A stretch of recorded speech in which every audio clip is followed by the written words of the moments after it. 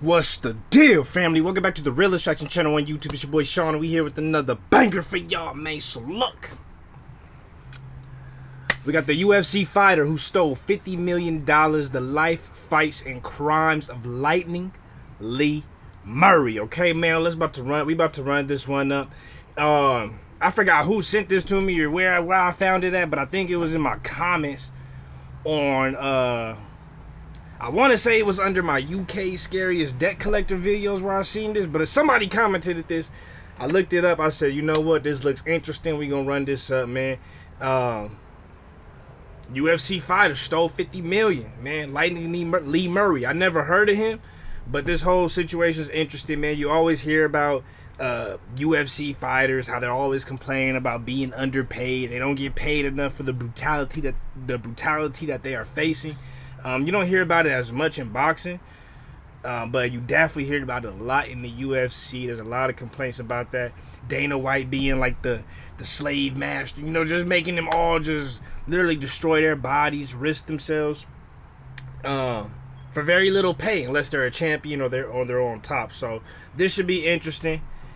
Let's see what happens, man. If you guys got more videos like this, cool, dope, real life videos, crazy stories, documentaries, whatever it is, you guys know what to do. Send that to me, get at me in the comments, or get at me on Instagram, Sean W. Tyler. Either way, let's run this up.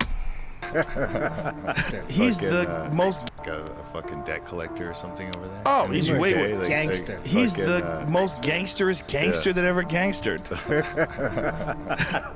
Lee Murray is responsible. He was one part of the biggest armed robbery in the history of England. That's Anderson Silva, Lee Murray right there. Now he's still in jail. Jail in Morocco? Yep. He got a girl pregnant from jail.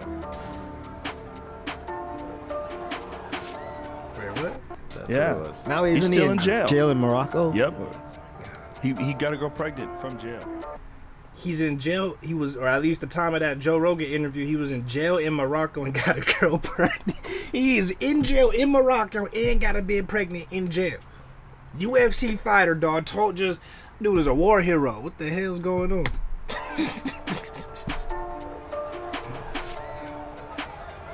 EKO Pele.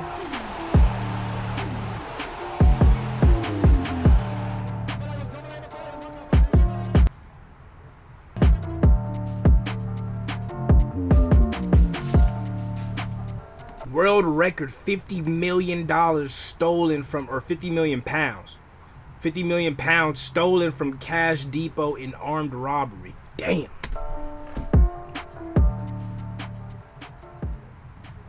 Lightning Lee Murray. Part-time cage fighter, full-time gangster. A heavy hitter in the octagon and an equally heavy hitter in the London underworld. A man with such a fearsome reputation that police in London were advised to avoid him. From UFC fighter with a bout against Anderson Silva on his record, to being the mastermind behind the biggest cash robbery in world history. This is the true story of Lee Murray's crazy life, from beginning to end.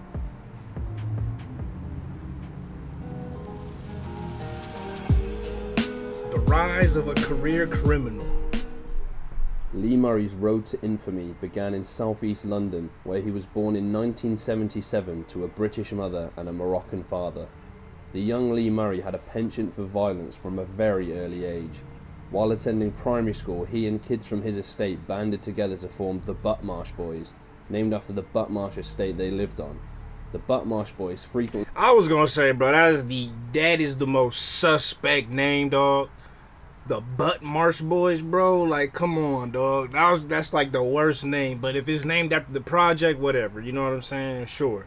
Like, if it's named after your little project you live in, whatever. But outside of that, the Buttmarsh Boys, bro, nah.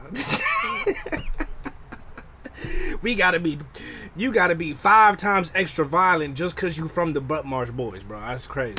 Only engaged in brawls with kids from other estates, with the aim of defending Buttmarsh in a childlike version of a turf war. When he wasn't fighting in the streets, the young Lee Murray was fighting at home with his father, who was often drunk and very violent to the point he'd been warned by police for mistreating his children.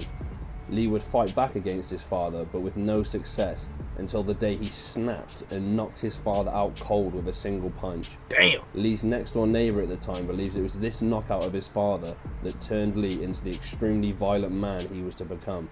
Once he realised he could take out a man of his father's size at such a young age, his confidence and cockiness grew massively. Facts. Lee's father eventually moved out of the family home, fearing that if he didn't, the fights with his son would eventually result in death. Lee Murray entered secondary school. Bro, as a kid, he got his father to leave the house because he was beating him up too much. You know how crazy that sounds, dog? That's pretty wild. Dog. Where he would meet his best friend and literal partner in crime, Paul Allen. Lee was a terrible student and teachers found him unmanageable, leading him to eventually be expelled from the school. He completed his required education at a different school, but by now was more focused on fully immersing himself into London's criminal underworld, with stealing and drug dealing his careers of choice. Lee took his first rise up the ranks of crime when he and his friends in the Buttmarsh Boys gang became embroiled in a turf war against a gang of Nigerian drug dealers who had mugged Lee's friends and stolen their wallets and phones. The Buttmarsh Boys responded with swift and extreme violence and ended up chasing the Nigerian gang out of their area. With the Nigerians defeated, the Buttmarsh Boys inherited the territory and drug trade that they had left behind, and Lee began selling drugs on a larger scale. He also gained a reputation as a fierce debt collector, more than happy to resort to violence against those who didn't pay him on time. Together with his associate Mark the Beast Epstein, Lee began to make serious money selling crack cocaine, but this increased success brought him increased attention from the police, and he was eventually caught and sent to Feltham Young Offenders Institution after police found them in possession of cocaine and marijuana.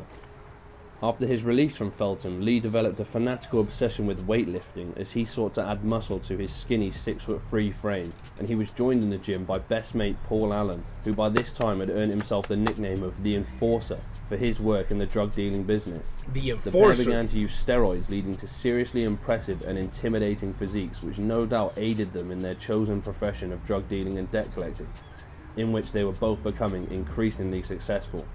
By this point they were driving very flashy cars, buying expensive clothes and throwing wild parties. Naturally, this sort of behaviour attracted more attention from police, but it was here that Lee began to develop a reputation for slipping through the net and getting away with crimes that others couldn't. Lee Murray would frequently taunt and intimidate police officers, and a failed attempt at placing an informant into Lee's gang only encouraged this behaviour. Bro, he got police officers saying they scared to even talk about what they know about him. That's crazy, bro. He got police officers afraid to say what they even know that he does, because they scared they gonna be in danger. That, I almost can't wrap my head around this. You know what I mean? Like, I know there's certain people that's just there's certain criminals that are just beyond like scary and dangerous even for police, but I'm just not seeing it with this guy. At least not yet. At least not yet. I'm just can't wrap my head around it. But hey man, we got a long way to go. Lee was known to occasionally follow police officers around in his car, and some officers were warned by their superiors that it was best to avoid aggravating him, as he was considered a very dangerous and threatening man. That's crazy. Lee would display his ability to avoid justice in January 1999, when in the midst of a turf war with a rival gang, police jailed more than a dozen of Lee's associates, including Mark Epstein, who was locked up for 3 years. Remarkably, despite the fact that he was a major player in the gang and known to police, Lee slipped through the net and remained on the streets while people who were less involved served time in prison.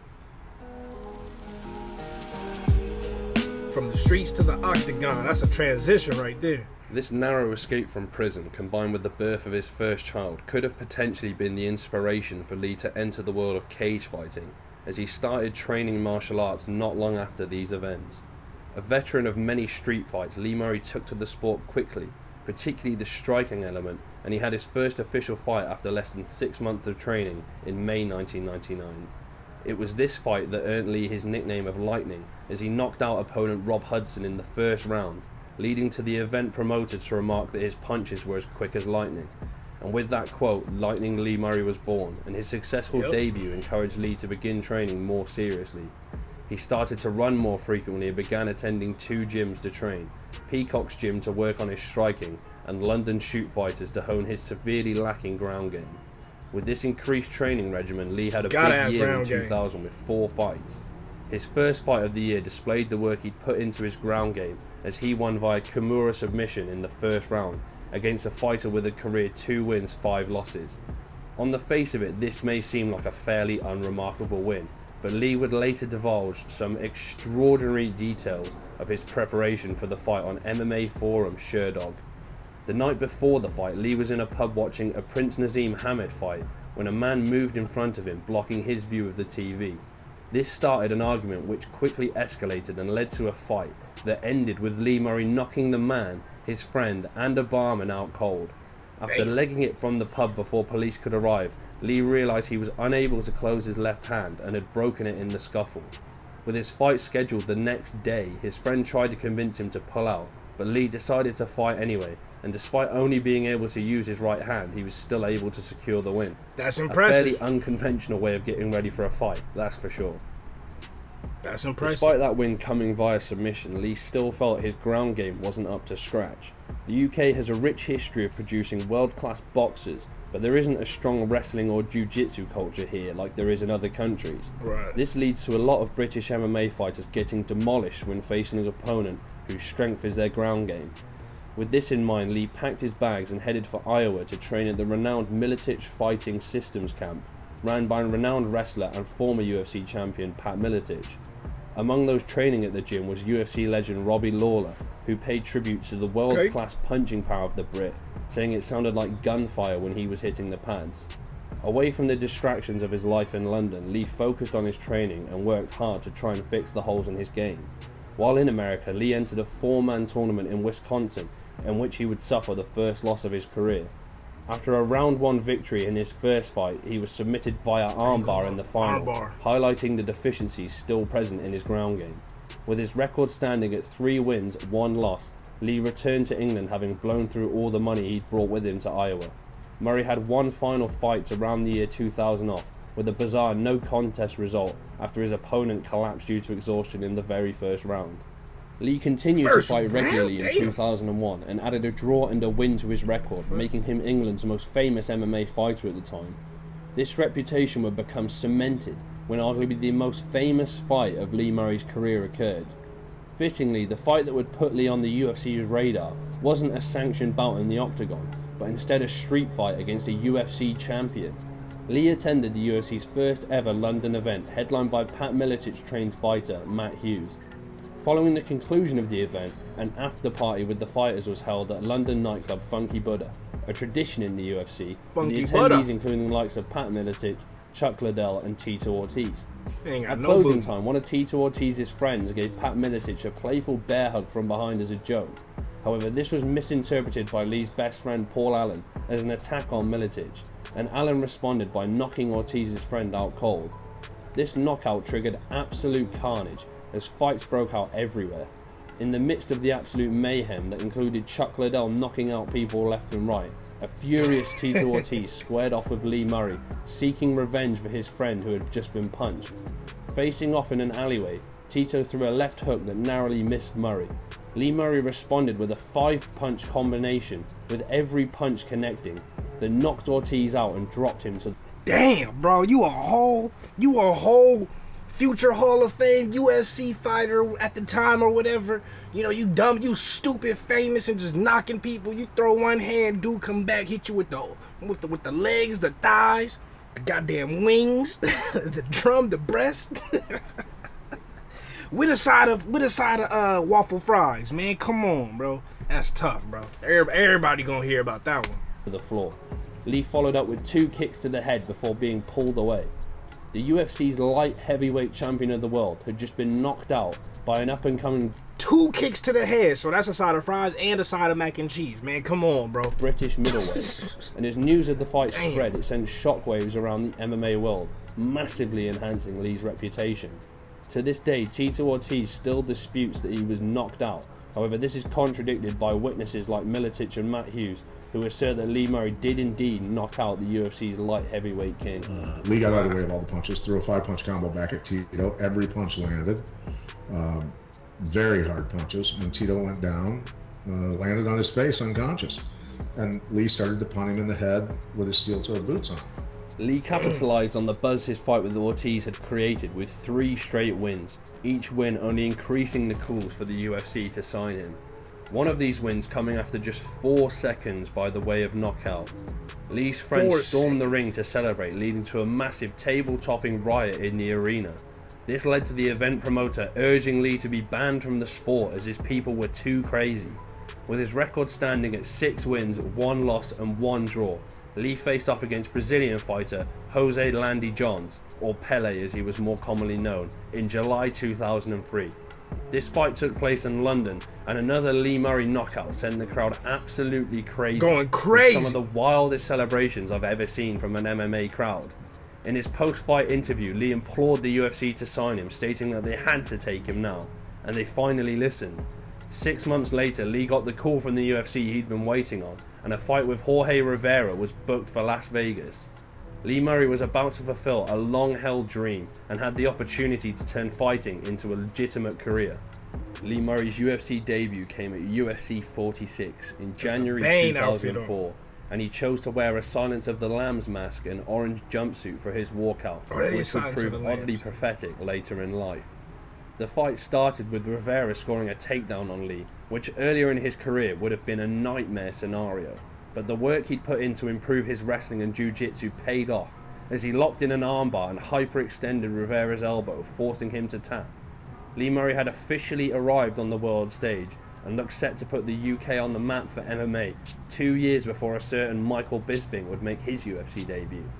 Lee used his post-fight interview with Joe Rogan to call out former foe Tito Ortiz, who Look at young Joe. Post-fight interview with Look at young Joe.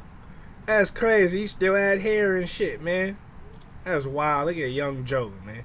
The UFC, honestly, the UFC and Joe Rogan have came a long way, bro. Knock on Cap T from Fear Factor and all other whatever the hell he used to do to where he at now, and the UFC to what it was to where it's at now. Just gotta clap that up. Gotta give props where props due, man. That's just real talk. With Joe Rogan to call out former foe Tito Ortiz, who was in attendance for the fight, getting a huge pop from the crowd in the process. The future genuinely did look bright for Lee in the UFC, but unfortunately his gangster lifestyle would catch up with him and end his UFC career before it ever really got started. A few months after his UFC triumph, Lee was arrested and charged with grievous bodily harm stemming from a road rage incident that left the victim in a coma. Tripping. The incident had actually occurred before his UFC debut, and Lee had hidden the fact that he was under investigation from the UFC. While this prosecution was ongoing, Lee was unable to secure a US visa, and with the UFC not regularly yet holding events internationally, Lee's career in the UFC was effectively over, and the $78,000 contract he'd been offered was gone. The charge was eventually thrown out when the jury failed to reach a verdict, but Lee was still unable to get a US visa, and opted to sign with UK-based promotion Cage Rage to continue his MMA career. Lee's first fight in Cage Rage would come against none other than UFC legend and future Hall of Famer Anderson Silva. The build-up to this fight was very intense, with Anderson Silva remarking that Lee talked an incredible amount of shit, and the weigh-in almost ended in violence. The fight itself was a close affair, with Lee giving a good account of himself in a narrow points loss, taking his record to 8 wins, 2 losses and a draw. This was a loss that would look better with time as Anderson Silva went on to conquer the I was going to say, like, that's early Anderson Silva. So that means Anderson Silva wasn't even, like, the Anderson Silva at that time yet. So that L is, like, that's a good loss because Anderson Silva is still known as one of the greatest UFC fighters of all time, still to this day. So that's a great loss. UFC and cement himself as one of the best fighters of all time. If Lee could hang with someone as talented as Anderson Silva, then surely he had a promising future in MMA, right? Well, no, because once again, Lee's gangster lifestyle would catch up with him, and this time it would end his mixed martial arts career permanently. At the same Funky Buddha nightclub where he'd fought with Tito Ortiz, Lee was involved in a scuffle that resulted in him being stabbed, and one of his nipples being sliced off. You'd think he might avoid the funky Buddha for a while after this attack, but no, he went back the very next weekend for the birthday party of glamour model Lauren Pope. At some point, yet another brawl involving Lee broke out, and Lee was stabbed repeatedly in the chest, suffering life-threatening wounds far more serious than he'd got on the previous weekend. With blood shooting out of his chest, Lee was rushed to hospital, where he had to be resuscitated 4 times and barely escaped with his life. Lee's life was saved. Bro, breaking his hand at the nightclub, getting stabbed in his chest, having to get fucking resuscitated life support on him at the same nightclub. He over here stabbing dudes in road rage incidents. Like, bro, what you need, bro? You need me to roll one up? I'll just roll one up, bro. I'll roll one up, bro. You know what I'm saying? I'll roll 3 up for you, bro. That's what you need. You know what I'm saying? You want that uppity stuff. You need to just get on some mellow, that mellow schmellow. You feel me? That mellow schmellow make you say hello. You know what I mean? You get up on that nice and greener pastures. You feel me? Greener pastures. That's what you need, bro. You need meditation. You need a bed. You need to get you a bed with a big booty that do yoga. You feel me? Get you a Zen bed. Get you a nice Zen out bed with a big booty who do yoga and shit and meditate. Have her meditate with you. You feel me? She a massage therapist and she a yoga instructor who meditates with a big booty that does squats in the gym and hip thrusts. I'm just saying, that's what you need, bro. Who also likes to roll up greener pastures. You feel me? That's exactly what you need. Cause you doing too much, bro. You need some, be at home with your bitch. She also a 5150, so she crazy, but she knew how to control it. So that's gonna help you learn how to control your shit too. You feel me? She was like you, female version, but then she got right. That's what you need. You wildin', bro. You gotta just kick it at the crib, roll up like 2-3 of them. You ain't even gonna be getting into all this mess. Thanks to nurses running bags of blood to the hospital to replace the 8 pints of blood he had lost. 3 weeks after this almost fatal stabbing, somehow Lee was back in the gym training for a comeback, but he would never fight professionally again. His body was covered in scars from stab and gunshot wounds, and promoters were less willing to take the risk of letting him fight, particularly as MMA was slowly moving into the mainstream. Knowing his chances of an elite-level MMA career were over, Lee Murray decided to focus his energy into his original career choice, crime, and in a way that would send shockwaves around the globe with a world record-setting heist. The heist of a lifetime. February 21st, 2006 seemed like any other day for Colin Dixon. He'd woken up at 6:30 AM sharp as usual, he'd had his breakfast, and then he'd made the hour-long journey to his workplace, the Securitas Cash Depot in Tunbridge, Kent.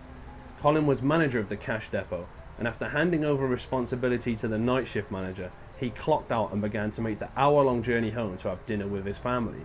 Colin was about halfway home and driving through a small and quiet village when a car behind him began flashing its headlights at him and then turned on blue police lights. Assuming he was being pulled over by an unmarked police car, Colin stopped his vehicle and pulled over to the side of the road, wondering what on earth he could have done to get pulled over. A man in full police uniform hopped out of the car and instructed Colin to get into the back of the police vehicle, as he informed him the police had received several reports that Colin had been caught speeding. Colin was immediately handcuffed and joined in the back of the car by another man in police uniform.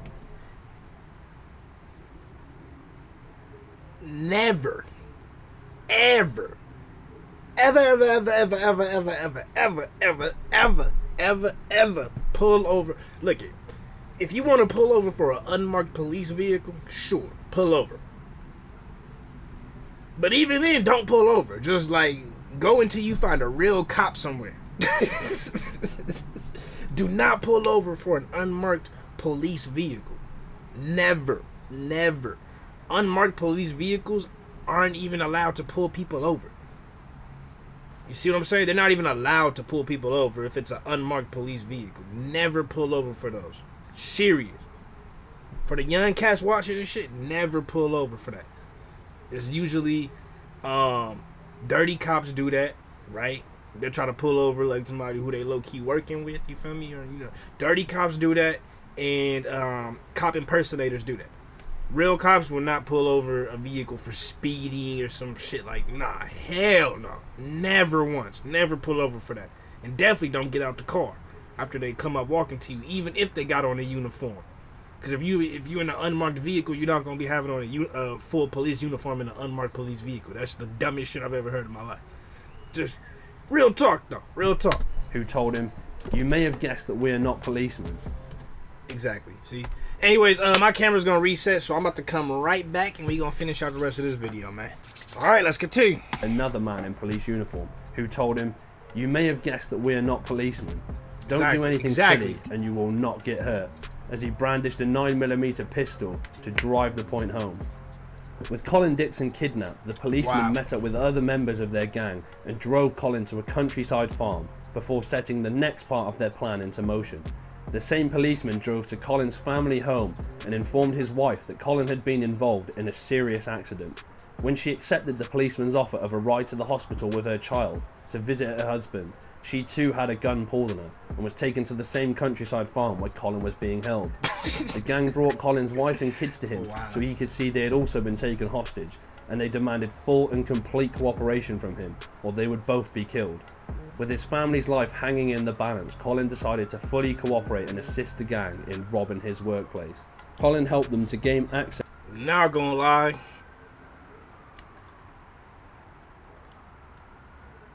Colin, bro. Like, Colin, dude. Like, you should know they weren't police officers, Colin. What was you thinking, bro? Like, what was in your head, bro? You should have known. Colin messed up, man. Colin, dude, wow. Past the heavy security that surrounded now you can't do nothing. And begged his work colleagues not to press any alarms that would alert police. The gang rounded up all of the staff members who might have been able to alert police and tied them up with a member of the crew assigned to keep watch over them. A number of staff were equipped with panic buttons that when pressed would immediately alert police at a station only 300 yards away from the cash depot.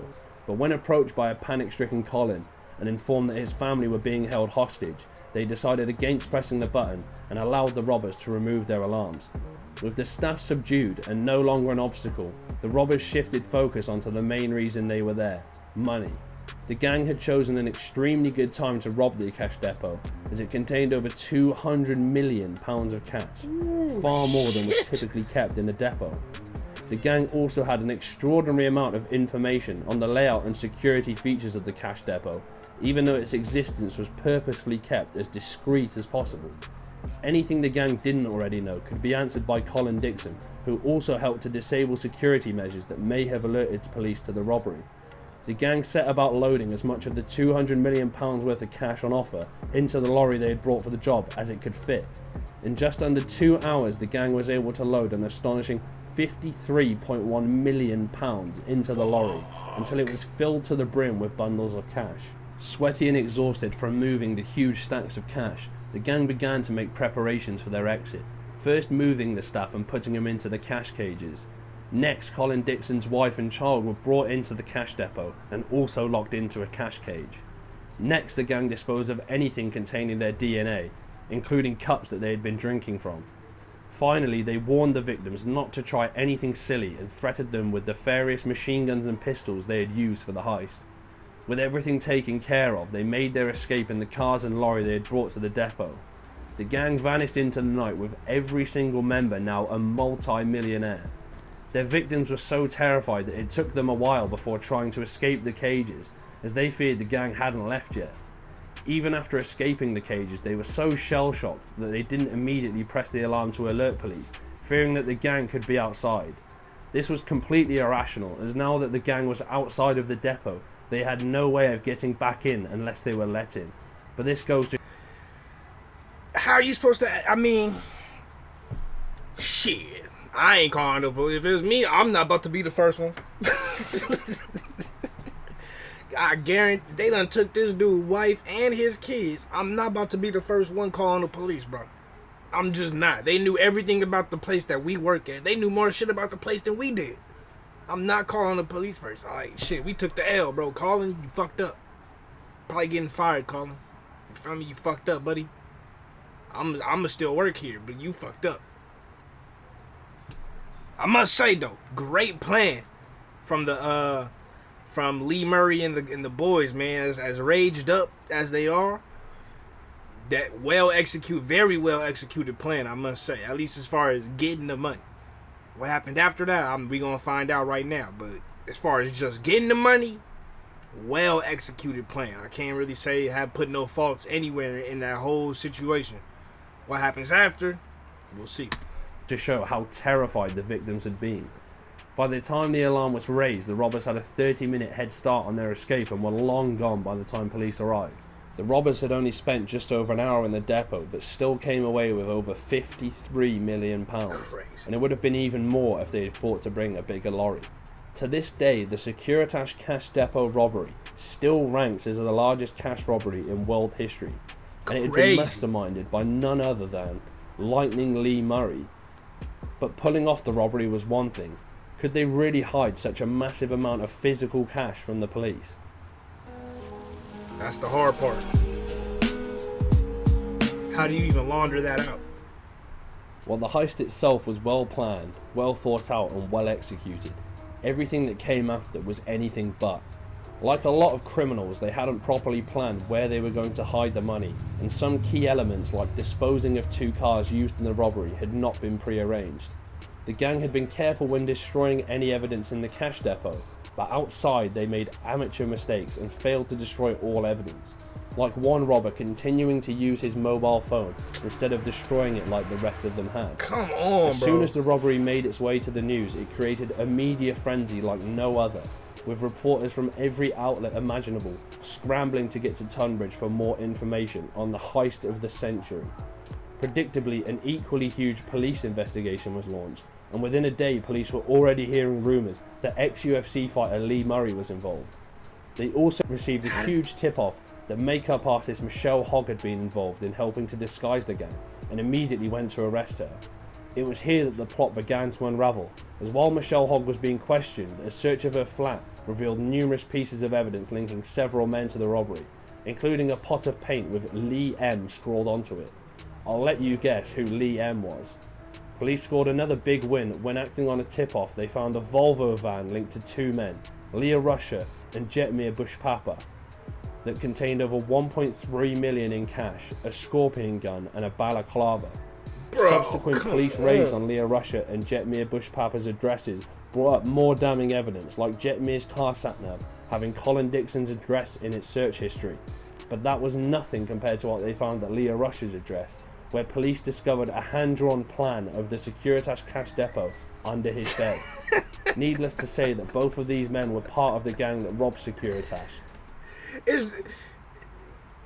To be so smart to get the 50 mil, they made some of the dumbest mistakes. That's crazy, bro. It's literally just things you just need to get rid of.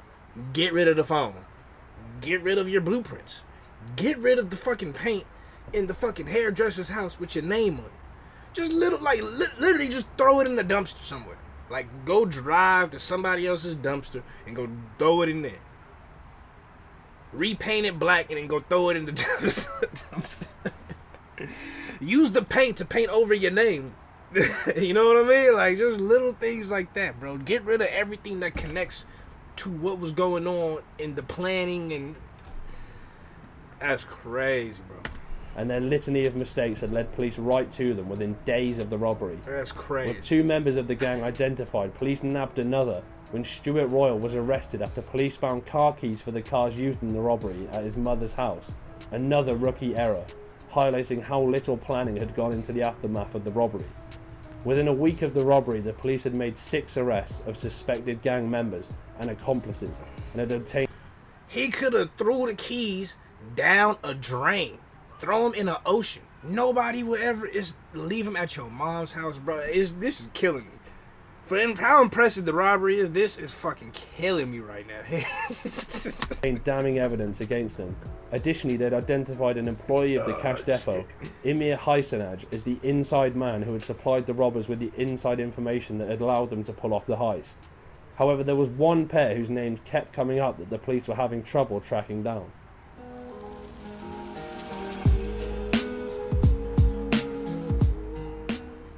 The net was now closing in rapidly on the robbers, and police were now focused on two key names they'd been hearing were heavily involved in the robbery.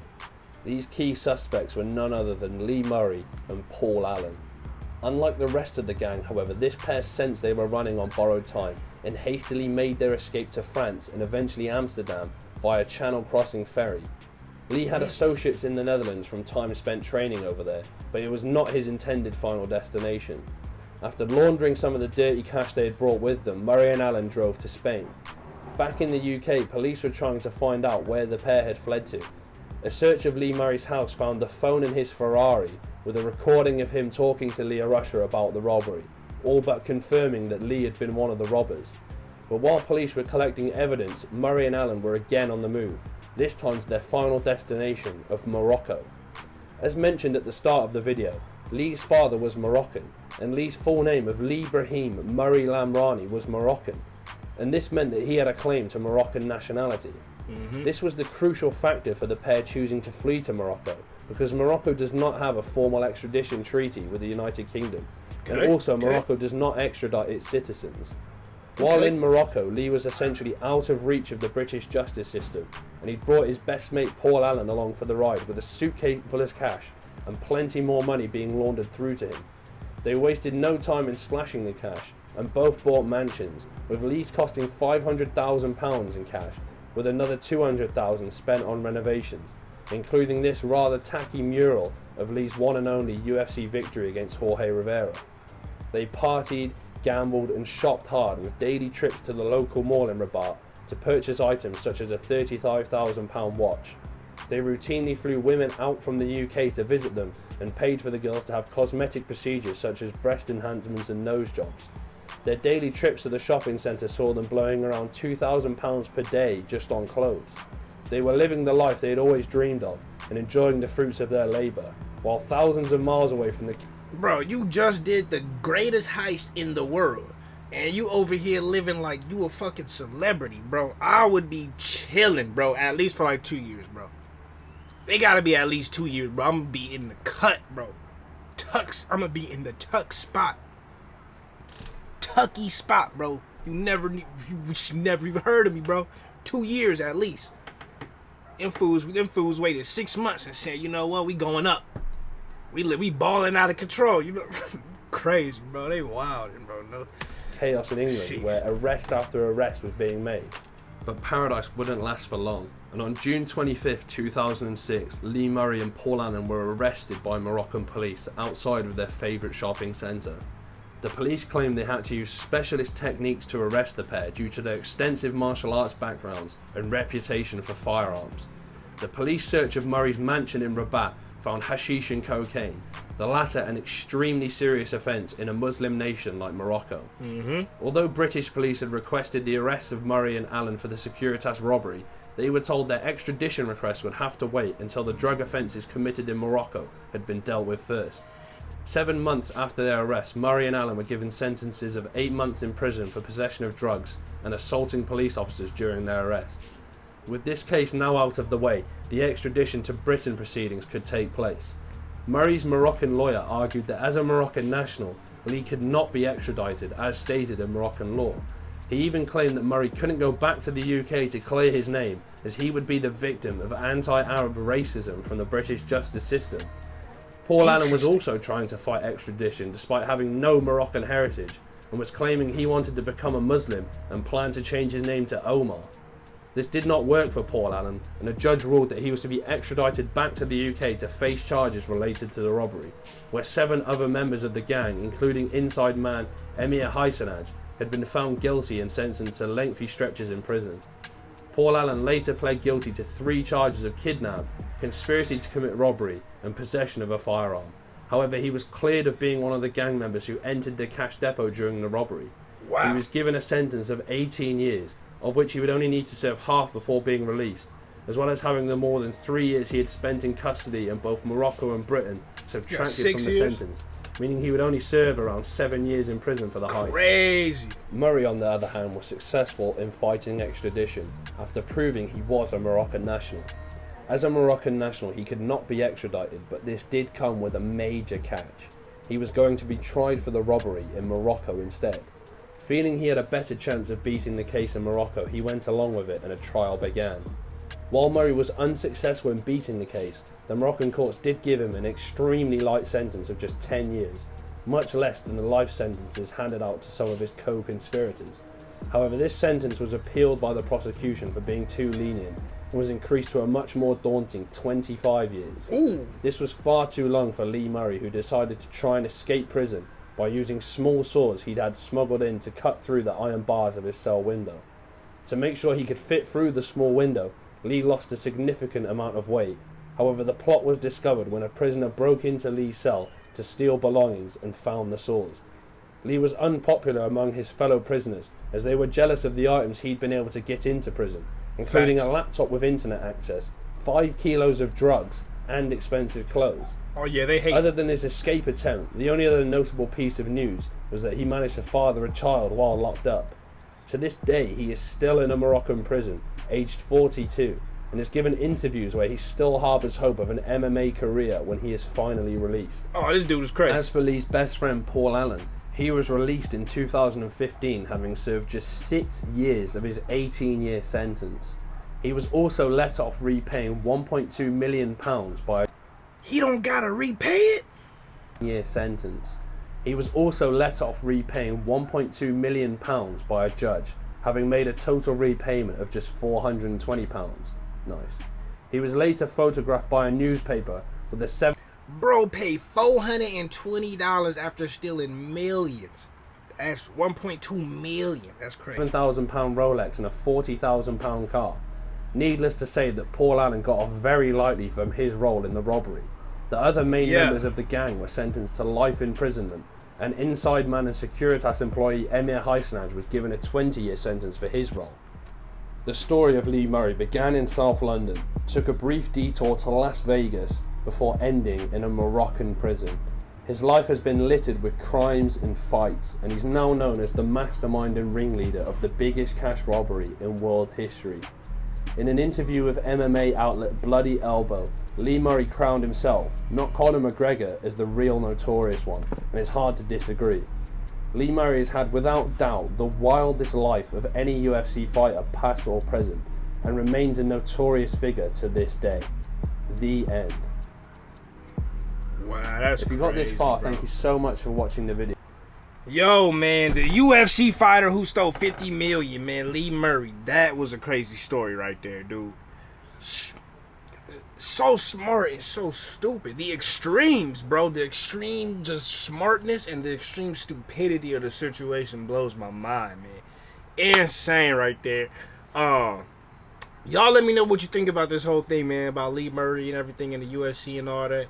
I mean, look, he was going to get paid regardless, man. He was going to get paid regardless, and he got paid, but he sure didn't pay that price too, man. Anyways, that's it. Give me some more videos to react to, man. I love y'all. Appreciate y'all. Remember to keep it real. Rules rare. Real always reaches everyone. See y'all next time. Peace.